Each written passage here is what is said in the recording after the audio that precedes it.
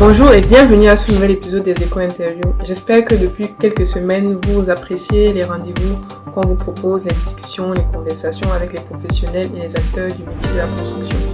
Aujourd'hui, nous avons l'honneur de recevoir M. Oumar Weli, entrepreneur, ingénieur de génie civil, qui est à la tête de Abidem, Habitat et Développement de Mauritanie. Il œuvre à valoriser les matériaux locaux tels que l'argile, la terre et le tifa, qui sont des matériaux qui sont retrouvés dans son contexte et qui peuvent apporter plusieurs bénéfices lorsqu'on construit durablement.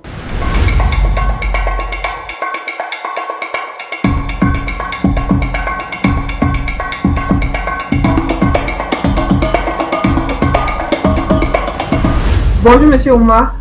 Bonjour Fabienne.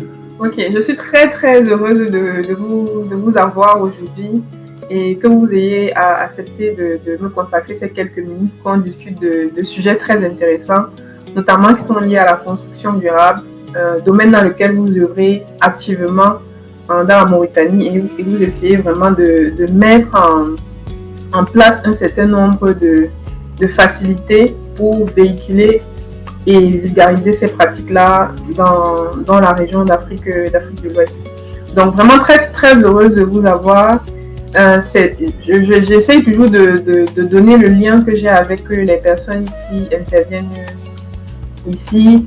On ne s'est jamais rencontrés ou on s'est plus ou moins rencontrés assez rapidement à Marseille lors de l'édition 2024 de Je m'engage l'Afrique, à laquelle je participais avec une de vos connaissances et vous étiez venu pour justement voir ce qu'on y faisait, voir comment est-ce qu'on participe à la construction des villes durables. Et c'est là qu'on a vraiment matché. J'ai été très intéressée par votre parcours, ce que vous faites localement, à la fois en vulgarisant les matériaux locaux tels que l'argile, le tifa, et vraiment vous allez jusqu'à la concrétisation de ce que vous véhiculez, parce qu'on a justement des œuvres concrètes que vous avez déjà eu à mettre sur place. Je vous laisse l'occasion de vous présenter et de nous dire qui vous êtes, ce que vous faites, quelle est votre vision et quelle est votre mission de... Oui, en tout cas, merci Fabienne. Effectivement, on s'est croisé à Marseille avec ma nièce qui faisait partie de votre activité Je m'engage pour l'Afrique. Oui. Moi, à Moto, et qui nous avait linké ensemble. Donc voilà, et mes meilleurs vœux d'abord. Merci. C'est un peu tard. Bon, me présenter, c'est peu difficile. Je vais me présenter, Oumar Weli, donc fondateur et CEO de Abidem, qui est une PME start-up dans l'éco-construction en Mauritanie, qui valorise plus des matériaux géo et biosourcés, notamment l'argile, la terre, et aussi une plante envahissante qu'on appelle le tifa en Mauritanie. Donc j'ai mon cursus universitaire à l'UQD avant, département génie civil, ensuite Saint-Lô, efficacité énergétique, avec une expérience plus de 20 ans dans la construction classique d'abord, ensuite complétée par... j'ai commencé par le génie civil pur et dire, ensuite je suis orienté dans l'éco-construction depuis plus de 10 ans. Et active en Mauritanie, je travaille en Mauritanie, dans la sous-région, notamment dans la production et la construction de ces différents types de matériaux, isolants, éléments briques pour des bâtiments, que ce soit des bâtiments publics ou habitat. Et dans ce cas, j'ai réalisé des bureaux de l'habitat, des ouvrages militaires avec ces matériaux en Mauritanie. Et j'accompagne des étudiants de l'école polytechnique chaque année à travers leur cursus universitaire, département génie civil, des ingénieurs. Et je reçois d'une manière ponctuelle aussi des stagiaires venant de France dans ce domaine. Le dernier, c'est Ibrahim Hassan, qui était là au juillet passé. et venant de la région parisienne pour passer 1 mois et demi en stage pratique dans la construction en milieu chaud.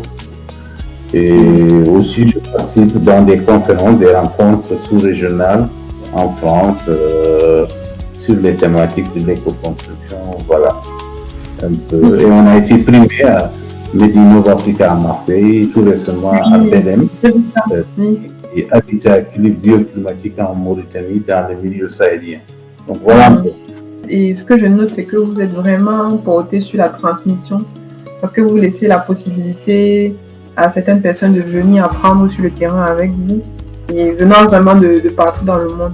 Ce qui me frappe dans votre parcours, c'est que je me retrouve beaucoup, parce que moi aussi, je suis ingénieure de génie civil, mais je n'ai pas peut-être été très patiente dans la mesure où je n'ai pas fait le métier d'ingénieur génie civil pur, donc calcul de structure et tout, pendant un certain nombre de temps, parce que j'avais déjà profondément ce questionnement-là sur comment est-ce qu'on peut construire localement. Donc, je me retrouve vraiment beaucoup dans votre parcours. Juste un mot, au passage, je salue beaucoup un de mes anciens stagiaires qui est devenu un collaborateur, un brillant jeune architecte togolais, qui est actuellement à Caen pour une année spéciale en architecture, qui a fait l'IAMO de Togo. Que je n'ai jamais rencontré physiquement, mais qui a pratiqué un stage en ligne à distance à travers les réseaux sur la construction terre avec moi. Un jeune dynamique aujourd'hui qui est mon collaborateur en termes de construction d'architecture, différents projets que je réalise à moi. Je salue de passage. Ok, on le salue et on espère peut-être qu'on l'aura pour une autre interview. Ça sera peut-être l'occasion de voir comment quelqu'un qui pratique l'architecture combine un peu la connaissance des matériaux pour mettre en place. Et d'ailleurs, je me permets de demander, parce que là, vous mentionnez que il y a la possibilité de faire ces stages en ligne. Est-ce que c'est quelque chose que vous ouvrez et qu'on est capable de communiquer à ceux qui nous écoutent et qui sont vraiment intéressés à pouvoir apprendre avec vous? Est-ce que c'est quelque chose que vous mettez régulièrement en place ou alors c'est des cursus en fait, spécifiques? Avec LinkedIn, c'était un challenge. On s'est connus sur LinkedIn. Jusqu'à présent, on ne s'est pas vu physiquement. On s'est échangé. Finalement, on a dit pourquoi pas qu'on échange, qu'on n'essaie pas de mettre. Effectivement, oui, c'est une expérience que je pourrais aussi faire, partager auprès de certains qui veulent aller dans ce sens aussi. Et non seulement quand je reçois des jeunes et stagiaires, j'apprends aussi, je m'améliore. D'être au niveau. Et voilà, donc pourquoi pas. Je suis à l'écoute. En tout cas, on note et on va peut-être communiquer dessus s'il y a cette opportunité-là. Donc, je vais commencer par la question qui blesse, l'argent. Sur un point de vue économique, de ce que vous avez dans votre contexte à Nouakchott et en Mauritanie plus largement, est-ce que vous diriez qu'une construction en matériaux locaux, je pense que chez vous c'est l'argile, le TIFA, est-ce qu'une construction en matériaux locaux coûte plus cher qu'une construction classique? Moi, directement, je dirais coûte plus cher qu'une construction classique. Je me base sur quoi? Parce que nous, on a tendance à regarder la construction juste pendant la phase d'investissement. Quand je construis, je ne réfléchis pas, je ne pense pas à cette phase qui est beaucoup plus longue, l'exploitation de l'ouvrage. Pourquoi je dis que la construction avec des matériaux est beaucoup moins chère? Parce qu'effectivement, comparé à celle réalisée d'une manière classique, l'investissement est lourd, mais qu'on arrive à récupérer le retour d'investissement pendant le prix du bâtiment. Parce que pourquoi? Avec ces matériaux sondières, ça te permet d'avoir ce confort thermique et aussi ce confort thermique un peu dans l'économie, beaucoup dans l'économie d'énergie pour avoir ce confort. On a tendance à avoir le confort dans les bâtiments classiques en mettant des équipements, ce qu'on appelle le refroidissement actif, c'est-à-dire la climatisation. Alors que rien qu'avec cette approche, attention, je dis toujours aux gens, c'est pas seulement le matériau qui te permet d'avoir le confort. C'est toute une combinaison d'actions. La conception d'abord, dans la conception, on retrouve l'intégration de l'ouvrage dans le milieu, connaissance du milieu. Quand je dis connaissance du milieu, le relief, le climat du milieu et le sens de la circulation des vents. Toute la partie historique sur la météorologie du milieu. En fonction de ça, j'arrive à concevoir, je conçois un bâtiment qui s'adapte et qui va permettre d'avoir le maximum, puiser le maximum sur la nature, notamment en termes de ventilation, en termes d'orientation de protection solaire. Et de l'autre côté, la conception. Après la conception, c'est le choix des matériaux. Oui. Quel matériau il nous faut pour répondre à tel objectif, ou donc l'emplacement des matériaux. Donc, et après, il y a un autre point qu'on néglige beaucoup, c'est la végétalisation. Donc, c'est toute une combinaison d'actions, conception, matériaux et végétalisation de l'espace, tout en ayant une partie de connaissance du milieu, te permet d'avoir ce confort dans le bâtiment. Mais de plus en plus, j'attire l'attention sur les plasticiens. On dit l'argile isole. Je dis attention, l'argile n'isole pas. L'argile n'est pas un très bon isolant. Par contre, l'argile, ce qu'on appelle, est un matériau qui nous permet d'avoir une bonne inertie thermique, c'est-à-dire la capacité d'absorber et de restituer. Ce qui isole mieux et bien, c'est tout ce qui est d'origine végétale ou animale, notamment de la paille ou les plumes, ou en faisant une action technologique, en construisant avec une lame d'air. Donc voilà, et toutes ces combinaisons réunies qui nous permettent d'avoir le confort, maîtriser l'humidité aussi dans le bâtiment. Construire avec ces matériaux me permet d'avoir beaucoup d'économies et c'est moins cher dans la durabilité. Donc on retient vraiment que sur le coup, le promoteur, le porteur de projet va dépenser bien plus, mais il faudrait qu'il ait cette vision long terme pour celui qui va récupérer l'investissement, parce que en termes de confort, d'économie d'énergie, il sera gagnant. Ma question, c'était un exemple qui permet de montrer, de prouver et d'expliquer pourquoi, à la date de la construction, le matériau, la maison bioclimatique avec des matériaux locaux va coûter un peu plus cher que la maison traditionnelle qu'on connaît actuellement. Je te donne un exemple un peu précis. Quand tu vas à la boutique, donc pour acheter des chaussures, tu verras différentes qualités de chaussures en face de toi. On te dira que voilà, cette paire de chaussures, elle est à, supposons en monnaie locale en Mauritanie, 10 roudias. Ou 40 roudias. 40 roudias, c'est l'équivalent d'€1. D'accord. L'autre chaussure, une autre paire de chaussures, elle est à peu près à, supposons, à 4000 roudias, de l'ordre 40 €, quelque chose comme ça. Donc, quand tu achètes la chaussure à 4 € à 10 €, non, à 40 roudias, c'est une chaussure qui ne veut pas dire que tu sors de chez toi en moins d'1 kilomètre, elle est foutue. Donc là, tu galères, il faut aller chez le porte-monnaie de temps en temps faire des dépenses. Alors que l'autre chaussure qui coûte beaucoup plus cher, elle te permet d'aller longtemps, de marcher des kilomètres et des kilomètres sans voir et d'être efficace dans ça. Donc, c'est qu'aujourd'hui, il y a autre chose qui bloque aussi, c'est qu'on réfléchit quand on réalise ou quand on utilise ces matériaux. La première des choses, on se heurte à cette approche réglementaire.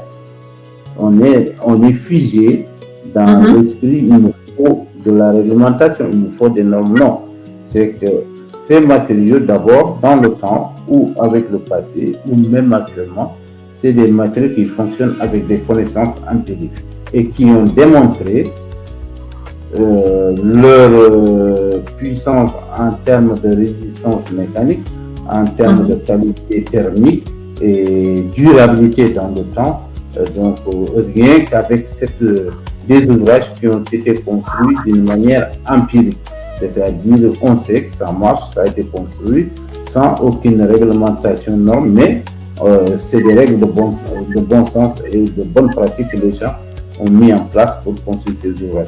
Maintenant, nous, les techniciens contemporains, qu'on a du mal à comprendre, à décortiquer, à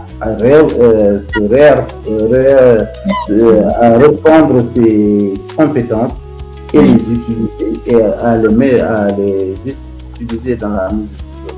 Donc il y a un problème de compréhension, de lecture que nous, aujourd'hui, qu'on a du mal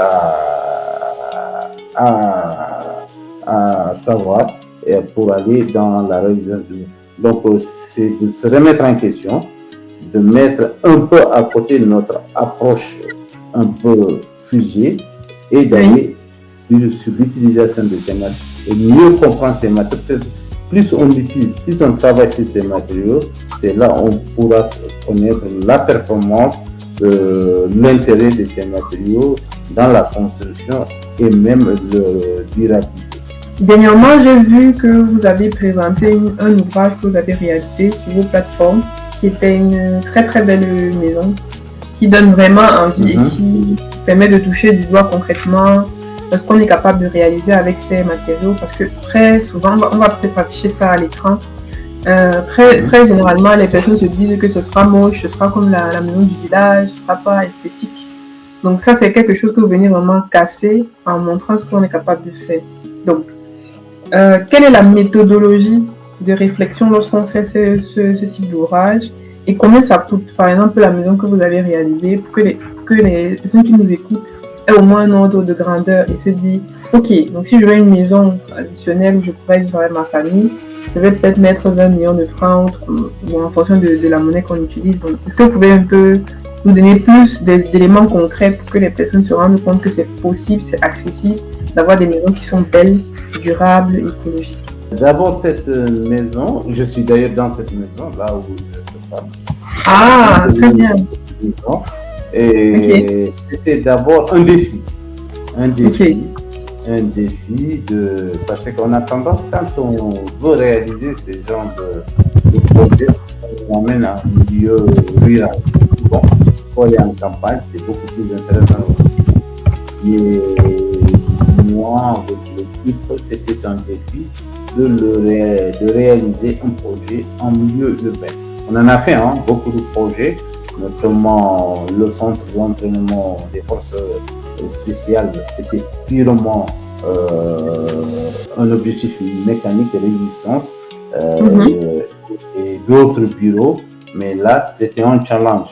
Il faut que l'ouvrage soit acceptable dans le milieu urbain. D'accord. Il y avait un défi confort à garantir. Il y avait aussi un défi environnemental. Le milieu où on a construit, c'est un milieu un peu désertique, où la nappe est à moins d'1 mètre, la nappe phréatique. Donc il y a un problème d'humidité, de remontée capillaire dans les bâtiments construits dans ce milieu. Quelque part, assurer le confort thermique et réduire l'utilisation du béton à 80%. C'était ça le challenge. Et sur. Et j'ai pas compris le dernier objectif, réduit de 80%, quoi, j'ai pas compris. Le béton. Ah, ok. Dans nos approches, on ne dit pas que non, on ne peut pas construire à 100% des matériaux locaux. C'est pas possible. C'est que c'est difficile. On ne sera trop limité. Il faut faire un mix qui est intéressant. Il faut faire un mix qui sera intéressant. Il faut arriver à composer des matériaux, faire jouer chaque matériau son rôle. Bon, l'objectif de réduire à 80% de l'utilisation du bâtiment. Dans le bâtiment, on n'a pas atteint, on est à 65%, mais quand même, c'est bien. Et deuxièmement, le confort aujourd'hui, on est entre 20 et 30 degrés selon les différentes saisons. C'est très bien. On est dans ça. Et aussi, l'ouvrage a été réalisé pour se protéger contre les remontées capillaires. Notamment, on a mis au niveau des fondations des pierres naturelles Dakar. Donc, c'est composé 4 matériaux qu'on utilise essentiellement, qui cohabitent sur ce bâtiment: la pierre naturelle Dakar, l'argile, le tifa pour l'isolation thermique, et aussi pour l'élément de toiture en chaume, et le tifa d'isolation dans le bâtiment. Et sur une emprise de 120 mètres carrés à deux niveaux, avec un coût de construction qui tourne autour de 75 000 euros, fini, avec le gros œuvre et le second œuvre. Voilà. Non, mais ça, c'est très intéressant, surtout de donner autant de détails. Quand j'ai regardé la maison, j'étais vraiment très, très intéressée. Je pose un peu une question technique, ça, c'est plus pour moi. Ça veut dire que vous avez mis de l'isolation antifa sur les murs aussi? Oui. Vous avez fait des panneaux de tifa de combien de panneaux? Le mur complexe de 30 cm d'épaisseur. D'accord. 15 cm de l'argile, et 10 cm de panneaux de tifa. C'est des panneaux qui font à peu près 40 sur 25 et avec des enduits à la chaux de 2,5 épaisseur de l'intérieur à l'extérieur. Actuellement, d'ailleurs, pour la restitution, pour confirmer nos objectifs, la maison est encore sous observation des étudiants de l'école polytechnique de Nouakchott, avec l'instrumentation des relevés qu'on est en train de faire, qui certainement il y aura une publication à la fin de l'année. Donc, très bien, ça c'est vraiment intéressant. Donc la composition de parois, c'est de l'extérieur vers l'intérieur. Vous avez mis l'isolation à l'extérieur ou à l'intérieur? Non, là on a fait l'isolation à l'intérieur. Mais donc c'est l'argile, les briques d'argile. Ensuite, vous mettez le tifa et de l'intérieur, comment est-ce que... Là, par exemple, là, on voit un mur qui paraît être un mur en... Là on a mis la finition à la chaux. C'est des enduits. 2-3 cm d'épaisseur. 2,5 cm. Il y a à peu près 2 cm, c'est le gobtage. C'est des fibres avec de l'argile. Oui, vous avez fait du giclage. On est venu finir avec la chaux pour se protéger, et puis donc voilà un peu. Ah, mais c'est très bien. Là, je pense que tout le monde qui va regarder va enlever un peu la maison parce qu'on a un rendu qui est très propre, c'est très bien. Quoique, c'est sûr qu'on peut être réticent à dire qu'on met 30 cm de mur, mais c'est assez intéressant. Et j'ai vu qu'à l'extérieur, vous avez aussi fait un revêtement. C'est aussi de la terre mélangée à des feuillages. Exactement. Oui, exactement. Comme je te disais, comme on est dans un milieu désertique, on est entouré par des dunes de sable. Donc, on est resté dans cette configuration pour être en harmonie avec l'environnement. Donc, c'est pour cela que cette couleur, on a un peu de couleur ocre, c'est la couleur des dunes de sable qui nous entoure. Oui, donc, on reste dans cette logique qu'on a conservé le relief naturel du terrain. On n'a pas détruit, on n'a pas rasé toutes les dunes de ça, on n'a pas fait de travaux de terrassement. On a laissé quelque part pour que l'eau puisse ruisseler, pour qu'il puisse y avoir le maximum d'infiltration des eaux de pluie. Et de l'autre côté, on a mis de la végétalisation pour se protéger. Ah non, mais ça c'est super intéressant. Je pense que je serais très intéressée à voir le rapport de l'abeille qui est en cours sur cet ouvrage-là. Donc j'ai hâte de lire les résultats et les conclusions pour voir si c'est des procédés qui peuvent vraiment être bien documentés, encadrés et réplicables dans d'autres pays, comme par exemple le Cameroun. Ce serait très intéressant. Quoique nous ne sommes pas vraiment dans un climat un peu désertique aride. On a plusieurs aires géographiques, mais chez nous, c'est beaucoup plus équatorial, où on a 2 saisons qui varient assez équitablement. Donc, ça dépend. Et justement, comme vous disiez tout à l'heure, concevoir dans ce genre de milieu, c'est pas juste mettre systématiquement la brique de terre sans penser à comment est-ce que le bâtiment va fonctionner dans son entièreté, mais c'est vraiment prendre connaissance des données de la zone et de pouvoir se dire, ok, on va faire peut-être 15 cm de brique de terre, peut-être 2 à 3 ou 5 à 10 cm de paille, parce que nous, on peut par exemple utiliser des copeaux de bois et autres. Exactement. Je suppose que chez vous, le Tifa, je pense que Tifa, j'ai déjà vu que c'est très utilisé au Sénégal parce qu'il y a il y a des zones marécageuses où ça pousse vraiment à foison et c'est très intéressant de les utiliser. Exactement. Bon. C'est qu'il y a le Tifa pousse entre une zone tampon entre le Sénégal et le fleuve Sénégal, où elle occupe près de 80 000 hectares. Ah ouais. Ouais. Et donc ça fait beaucoup. On n'a pas que seulement le Tifa. Hein.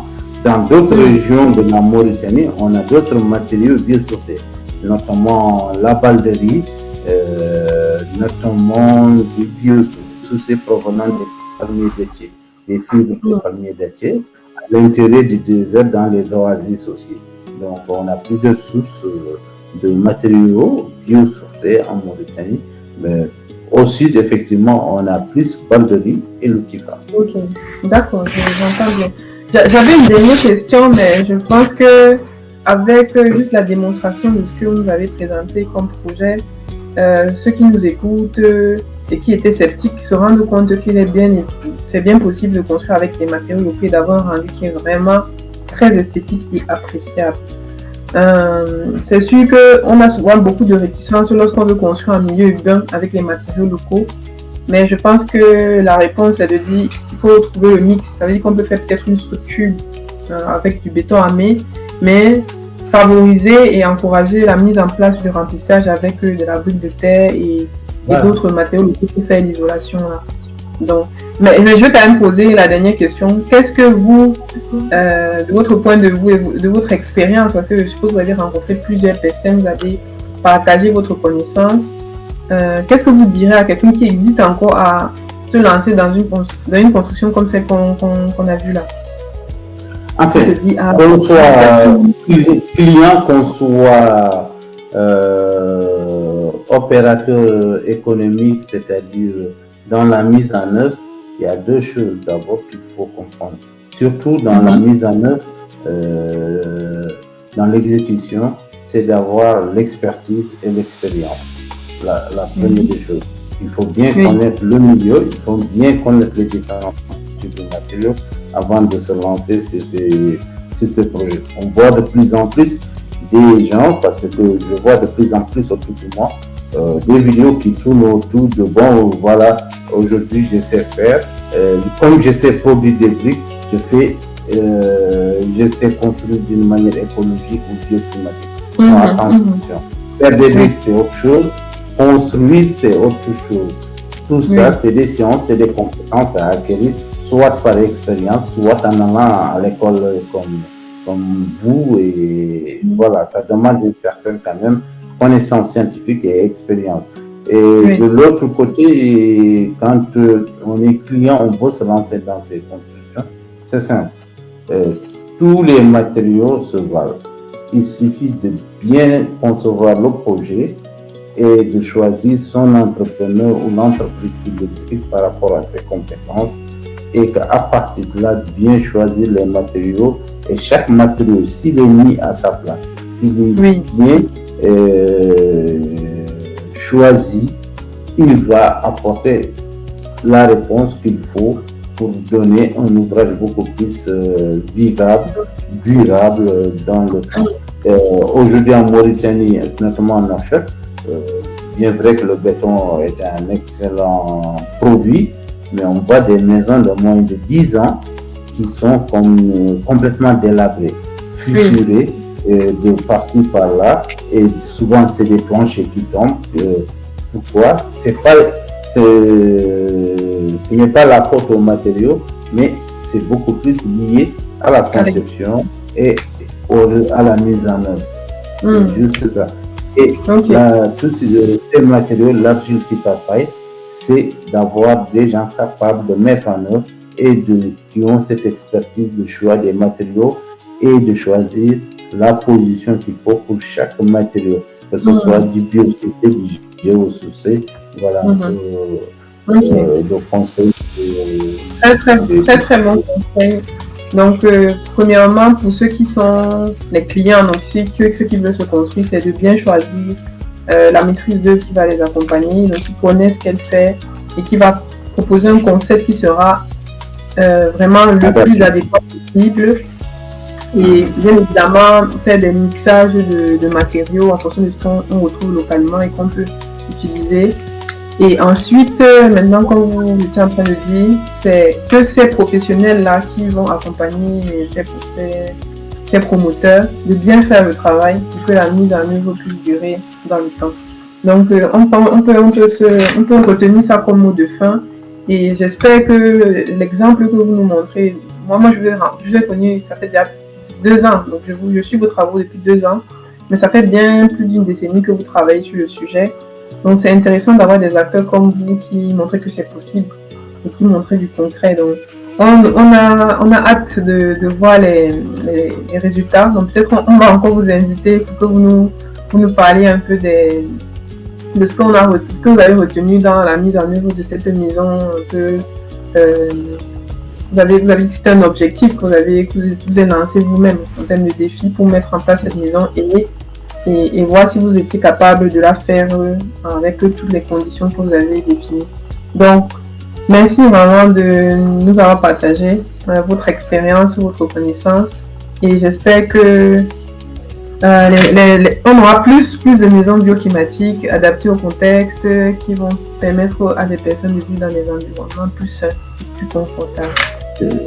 Pour un dernier mot, je suis optimiste parce que quand je vois beaucoup de jeunes autour de moi qui s'orientent dans ce domaine, surtout en Mauritanie, je suis vraiment optimiste qu'on aura de plus en plus des ouvrages, des maisons et surtout les politiques publiques s'alignent maintenant. Aujourd'hui, en Mauritanie, on a la chance d'avoir dans la politique nationale urbaine cette approche matériaux habitables construits et aussi il y a un plan de décarbonation et on vient de créer une école d'architecture en Mauritanie et donc dans ce sens et voilà.